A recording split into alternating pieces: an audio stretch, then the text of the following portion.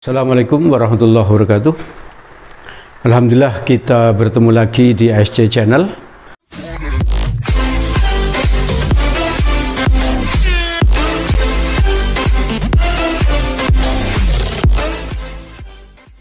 Pembelajaran matematika mudah menggunakan nalar. Kali ini saya akan membahas soal-soal SNMPTN. SNMPTN itu seleksi nasional masuk perguruan tinggi negeri, berubah nama menjadi SBMPTN, seleksi bersama masuk perguruan tinggi negeri, sekarang berubah lagi menjadi SNBT, seleksi nasional berbasis tes ya. Itu namanya berubah-ubah seperti itu, tapi soalnya mirip-mirip saja ya. Kalau matematika itu mirip-mirip, yaitu menggunakan nalar, yang banyak itu menggunakan nalar atau berlogika ya. Sekarang soal-soalnya menggunakan soal tipe TPS, tes potensi skolastik. Jadi pembahasannya banyak menggunakan nalar. Maka di ASC Channel ada konten khusus tentang soal-soal SNBT tadi. Pembahasannya menggunakan nalar, bisa juga menggunakan cara cepat ya, bisa juga. Sebelum saya mulai, ini ada kalimat dari Guru Besar Universitas Indonesia UI, almarhum Bapak Profesor Sarlita Wirawan. Beliau itu melakukan suatu survei terhadap mahasiswa baru di Universitas Indonesia, di UI. Surveinya adalah apa? Salah satu pertanyaannya adalah berapa jam anak SMA itu ketika SMA belajarnya sehingga dia diterima di UI. Jadi berapa jam dia belajar dalam satu hari? Ternyata apa? Jawaban dari mahasiswa baru itu rata-rata mereka belajar minimal 3,5 jam. 3,5 jam di luar sekolah ya, tentunya di luar sekolah. Jadi belajar mandirinya di rumah itu 3,5 jam khusus mempersiapkan tes masuk perguruan tinggi negeri. Maka kalian yang akan ikut tes masuk perguruan tinggi negeri harusnya belajarnya minimal 3,5 jam ya. 3,5 jam. Ayo mulai belajar untuk belajar. Kenapa kok saya bilang belajar untuk belajar ya? Belajar itu nggak bisa langsung mood itu enggak ya. Bisa apa? Belajar masih menyelesaikan diri dan seterusnya, waktunya dan sebagainya.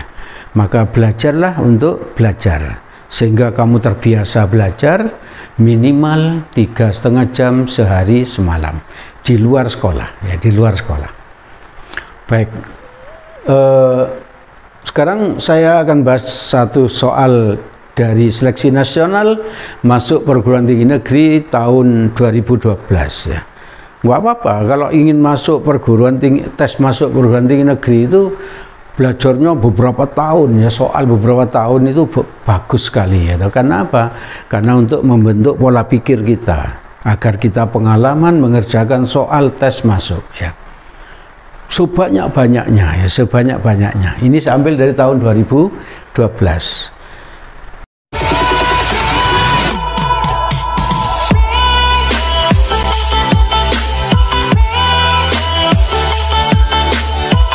Saya baca soalnya. Jika suatu persegi dengan panjang sisi satu satuan dibagi menjadi 5 persegi panjang dengan luas yang sama, seperti ditunjukkan pada gambar ini. Gambarnya sudah saya gambarkan. Ini persegi, panjang sisinya satu ya, satu satuan. Kalau persegi kan ini dan ini sama.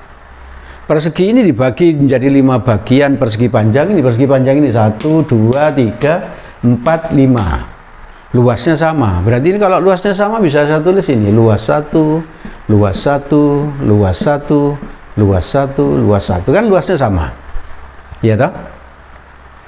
Nah, yang ditanya apa? Panjangnya AB. Ini panjangnya AB ini berapa? Nah ini.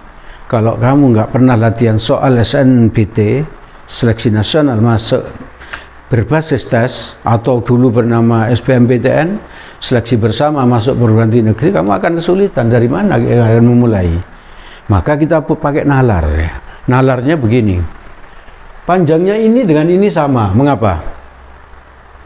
Karena luasnya sama, ini luasnya sama. Ini kan sama semua. Berarti ini dan ini harus sama. Gitu. Dengan ini sama enggak? Enggak harus sama. Gitu. Tidak harus sama. Yang pasti sama ini dan ini. Karena luasnya sama. Ini luasnya memang sama. Apakah ini harus sama? Tidak. Karena ini belum tentu. Besarnya kan kita nggak tahu berapa. Maka karena ini nggak sama, ini saya misalkan aja A. Ini luasnya sama, ini sama. Kalau saya tanya, apakah ini dengan ini sama semua? Iya. Kenapa? Ini kan sama ini. Berarti ini harus sama agar luasnya sama. Kan logikanya seperti itu. Maka ini saya beri nama apa? B. Ya. 5 kali luas 1 itu kan sama dengan luasnya persegi, ya toh? Ini kan ada 1, 2, 3, 4, 5. 5 kali luas 1 sama dengan luasnya persegi. Yang ditanyain loh, panjang A berapa? Panjang AB ya. Berarti apa? 5 kali AB, tahu ini? Luas 1 kan ini, panjang kali lebar. Ya toh? Panjang kali lebar, luas 1. Luasnya persegi total berapa? 1 kali 1. Kok bisa ini? Panjangnya 1, lebarnya 1. Ini panjangnya 1, lebarnya 1, diketahui di soal. Yang ditanya A nanti berapa ya? Berarti B-nya berapa ini? 1 kali 1 berapa? 1/5A. Tahu? Ini kita beri nama aja persamaan 1 gitu ya. Ini berapa ini? B ditambah B ditambah B berapa?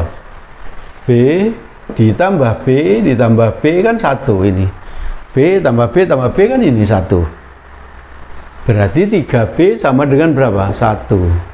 Kalau begitu, B-nya berapa ini? B-nya sama dengan 1/3. Nah, B-nya sudah tahu. 1/3. Ini yang ditanya A ya, berarti ini A ya. Di sini A sama dengan 1/5B, kan sama aja ini. 5B ke bawah sana aja 5B. Ini kita beri nama persamaan 2.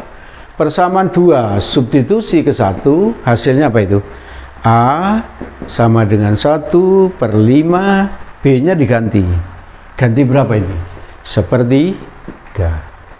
3-nya naik ke sana menjadi berapa? 3/5. Sehingga panjangnya AB kita sudah dapat, yaitu 3/5. 3/5 jawaban B. Gampang ya.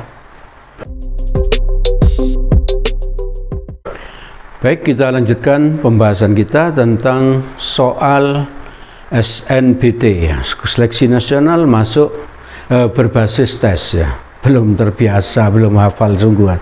Ini singkatannya belum hafal ya. SNBT, seleksi nasional berbasis tes ya. Seleksi nasional berbasis tes. Contoh yang kedua ini saya ambilkan dari UTBK 2021.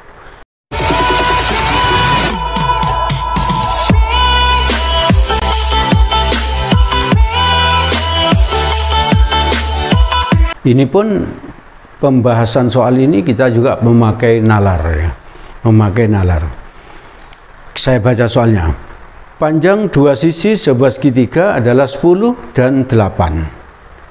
Semua nilai berikut dapat menjadi nilai keliling segitiga tersebut kecuali. Nah, keliling yang disiapkan itu 32, 33, 34, 35, 36. Mana yang tidak mungkin ya? Di antara itu 32 sampai 36 itu mana yang tidak mungkin. Nah, ini tidak ada penjelasan segitiganya siku-siku atau sama kaki atau bagaimana, nggak ada penjelasannya. Cuman ini untuk membahas ini ada tambahan ilmu. Nah, itu perhatikan gambar itu. Segitiga ABC, di depannya A itu sisi A kecil, di depannya B besar adalah B kecil, di depannya C adalah C kecil. Maka syarat terbentuk segitiga adalah apa? A ditambah B lebih besar dari C. Itu ingat-ingat itu. Syarat bisa terbentuk segitiga adalah apa? A ditambah B lebih besar C. A itu sisi terpendek dan C itu sisi terpanjang. Itu syaratnya. Padahal pada soal ini yang diketahui apa? Sisinya 8 dan 10 yang diketahui. Berarti 8 dan 10 kan bisa ini dan ini, bisa ini dan itu, kita kan nggak tahu. Maka ada beberapa kemungkinan. Nah ini loh, kita pakai logika kita, pakai nalar kita. Kalau kita nggak pernah latihan soal yang ini, maka kesulitan, ya pasti kesulitan. Kemungkinan pertama kita bisa tulis gini, 8 ditambah 10 lebih besar dari C gitu. Kenapa begitu? Nah ini 8 itu yang terpendek, ini agak panjang, ini yang terpanjang ya. Ini yang terpanjang. Sedangkan yang ini terpendek ya. A-nya kita anggap terpendek. Jadi 8 kita anggap terpendek. Berarti nanti 18 lebih besar dari C, atau C-nya kurang dari 18. Jadi kalau begitu kelilingnya jadi berapa ini? Keliling kan A ditambah B ditambah C ya. A-nya berapa? 8 ditambah 10. Ini paling tinggi, ini bisa 19 kalau ini. 17 paling tinggi ya. Paling tinggi 17 atau 16 atau 15 dan seterusnya ya toh. Mengapa ini C-nya kurang dari 18? Berarti 18 nggak boleh. Berarti ini apa? Ini kelilingnya berapa? 18 ditambah kalau tambah 18 berarti 36. Berarti kelilingnya kurang dari 36 ya toh. Ini kan 35. Atau kalau ini 34, atau kalau ini yang dipakai 33. Jadi secara umum kurang dari 36. Nah, itu logika yang harus kita pakai ya. Nggak ada rumus yang dipakai di sini, cuman mengingat apa ini loh. Syarat ini, syarat terbentuknya segitiga. Itu kemungkinan pertama. Kemungkinan kedua sekarang. Begini, A ditambah 8 lebih besar dari 10. Karena tadi yang diketahui 8 dan 10, saya anggap yang terpanjang 10. Berarti ini yang tengah-tengah, yang paling pendek belum tahu. Ya, yang paling pendek belum tahu. Berarti ini nanti pindah ke sana, A-nya lebih besar dari 2. Pandai. Nah, sekarang berarti kelilingnya berapa kelilingnya? Kelilingnya tadi kan A ditambah B tambah apa? C. Berarti A ditambah B berapa? B-nya tadi ini 8, C-nya 10. Ini lebih besar dari 2. 8 tambah 10 berapa? 18. Kalau ditambah lebih besar dari 2 inilah. Lebih besar dari 2 berapa? Berarti kelilingnya lebih besar dari 20. Berarti keliling segitiga itu adalah 20 lebih kecil dari keliling, lebih kecil dari 36. Jadi paling sedikitnya 20, paling besarnya 36. Tidak mungkin 20, tidak mungkin 36. Antara 20 sampai 36. Mana jawaban yang antara 20 sampai 36? Itu yang diminta, kecuali yang bukan.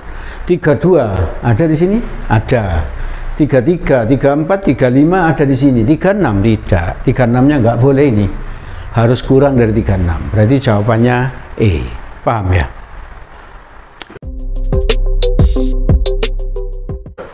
Baik, kita lanjutkan pembahasan kita tentang soal-soal TPS UTBK ya, menggunakan nalar.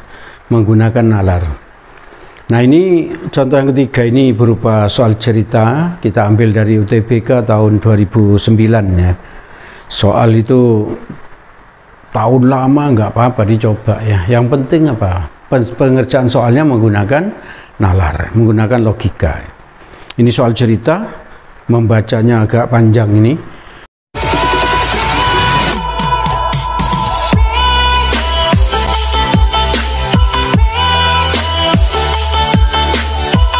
Doni mempunyai cara yang cerdik untuk menentukan tinggi sebuah bangunan dengan cara menghadap tegak lurus bangunan tersebut. Ia berdiri dan menyalakan lampu senter pada posisi tertentu, sehingga sinar dipantulkan oleh cermin di tanah ke puncak gedung. Jarak doni ke cermin adalah 1 meter. Nah ini gambarnya seperti ini. Doni berdiri di sini. Doni, ini adalah cermin. Yang ini gedung ya, yang ini gedung. Nah, doni ini memantulkan senter ke sana, ke situ, ini cerminnya. Lalu sinarnya ini dipantulkan ke sana, ke puncak gedung. Gitu. Paham ya maksudnya dari soal ini, cerita ini. Jarak dari doni ke cermin ini 1 meter, 1 meter. Lalu jarak dari cermin ke bangunan adalah 6 meter, berarti dari sini ke sana 6 meter. 6 meter. Kemudian di situ ada kalimat, jika lampu senter berada 1,25 meter di atas tanah, jadi ini panjangnya 1,25 ya. Yang ditanya ini tinggi gedung ini berapa? Ini tinggi gedung berapa T? Ini cuman apa? Cuman ceritanya aja yang sulit kita cerna ya. Oleh karena itu banyak berlatih soal yang seperti ini, soal-soal cerita kayak gini, sehingga kita bisa memahami apa ini maksud cerita itu. Yang ditanya T, kalau sudah ada gambar seperti ini, ya tentu saja tidak sulit ya. Ini kalau kita ambil segitiganya ini ya, kalau ini kita segitiga ini anggap segitiga, maka segitiganya kan gini. Ini saya beri nama alfa, kan ini alfa, ya tak? Ini 6, ini T, ya tak? Ditanya T-nya. Kalau ini saya anggap saya pindah ke sana, jadi saya gambarnya ini kan alfa juga. Sudut ini dengan ini kan seperti sama, ya. Berarti kalau digambarkan lagi begini gambarnya, seret atau kecil, agak kecil sini. Nah ini alfa, ini 1, ini 1,25. Yang ditanya T itu. Berarti pakai kesbangunan aja, kesbangunan apa ini? T tulis. T letaknya sama dengan mana ini? 1,25 per 1,25. Menghafalnya nggak sulit toh? Alfa dibuat sama letaknya, ini yang sudutnya sama dibuat sama letaknya. Lalu ini banding itu, gitu. Tinggi banding tinggi gitu lah. Iya toh? Sama dengan apa? Alas, ini alasnya ini dibanding alas. Berapa alas yang ini? 1. Berarti T-nya ya sudah langsung 6 kali 1,25, 7,5. Sudah tahu. Berarti tinggi gedungnya adalah 7,5 meter. Gitu ya. 7,5 meter. Tidak sulit, ya toh? Tidak sulit. Cuman apa? Kita butuh latihan yang sangat banyak dan ikuti terus ASC Channel ya. Di belakang nanti ada soal yang bisa kamu coba ya.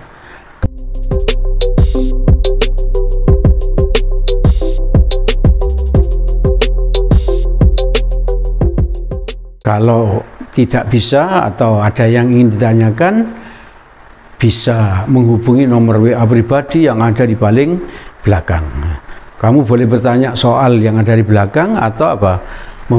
Bertanya tentang ini TPS atau bertanya tentang matematika secara umum, itu boleh ya. Yang serius bertanya atau berdiskusi pasti dilayani. Oke, saya kira cukup yang bisa saya sampaikan pada kesempatan ini. Semoga bermanfaat bagi kalian dan semoga kalian sukses. Assalamualaikum warahmatullahi wabarakatuh.